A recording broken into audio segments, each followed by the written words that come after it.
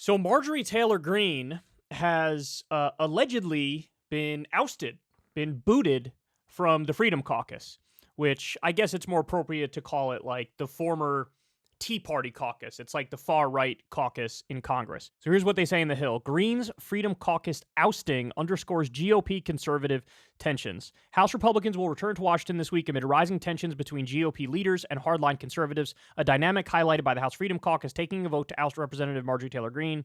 The apparent purge marks a stunning development for Greene, a conservative icon and a close ally of former President Trump, who has also more recently cozied up to House GOP leaders at the expense of her standing among her own hardline colleagues.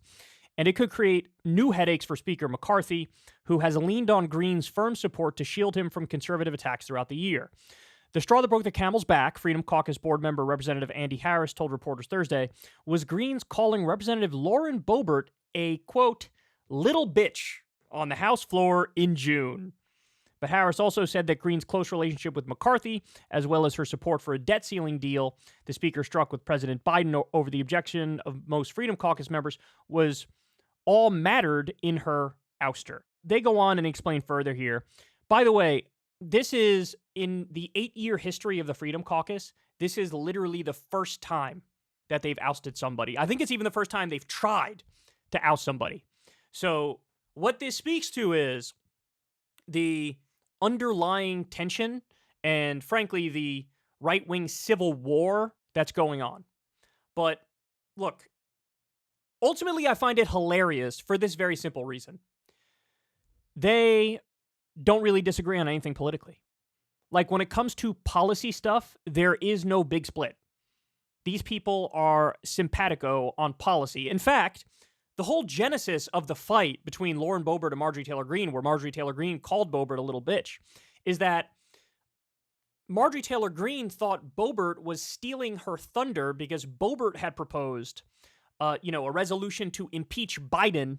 And Marjorie Taylor Greene was like, hey, dog, I've proposed like a dozen of these things, and you never signed on. You never helped me. You never agreed. When I was taking the lead, you wanted the spotlight, so you would never, go along with it. But now you're bringing it up, and apparently Lauren Boebert's motion went like a little further than Marjorie Taylor Greene's did.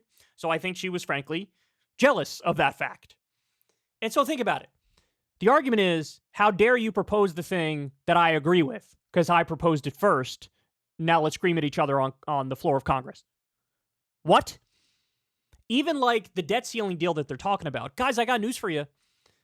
They got every single thing that they could have got. McCarthy got every single thing that he could have got out of that. The idea that McCarthy and Marjorie Taylor Greene are like cucks to the Biden administration, giving the left everything they want, it's comical.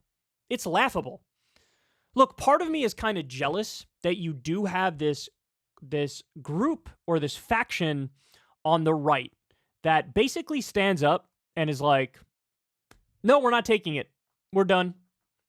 We are going to be loud. We're going to be obnoxious. We're going to be aggressive. We're going to use procedural tactics in order to try to get our agenda through by any means necessary. Like, I'm sort of jealous of the fact that there are some fighters, like Matt Gaetz and Lauren Boebert are fighters. They're standing up to not just the Democrats, but McCarthy. Like, I'm jealous that some people will fight. We don't have that on the Democratic side.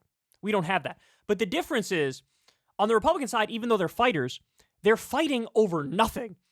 Like, they don't actually have substantive disagreements. They're in line on the policy. They're even in line on the procedural tactics to use. You just have some people, like the Boebert faction and the Matt Gaetz faction, they just literally don't understand the way the legislative process works. They just don't understand it. And so they start yelling at McCarthy because they think McCarthy bent the knee to Biden when anything but that is true. I mean, if anything, Biden gave way too much away. I mean, he could have just said, 14th Amendment, I'm lifting the debt ceiling, or there is no more debt ceiling, and it would have been over. But Biden made a deal in good faith and gave Republicans some of what they wanted. So I want there to be Democrats who are a faction, who fight, and who win, but that doesn't exist. The Democrats are the ones who bend the knee to leadership time and time again. On the Republican side, you have fighters without a cause. They're fighters. They lob bombs at McCarthy. They lob bombs at Marjorie Taylor Greene. But ultimately, it's all vanity. It's all like optics. None of it is real because they fundamentally agree. And so now Greene is getting kicked out. Look, that's also just funny because Greene obviously has a tremendous ego. She has a massive ego. She's a colossal narcissist, and this is going to be a big hit to her personally.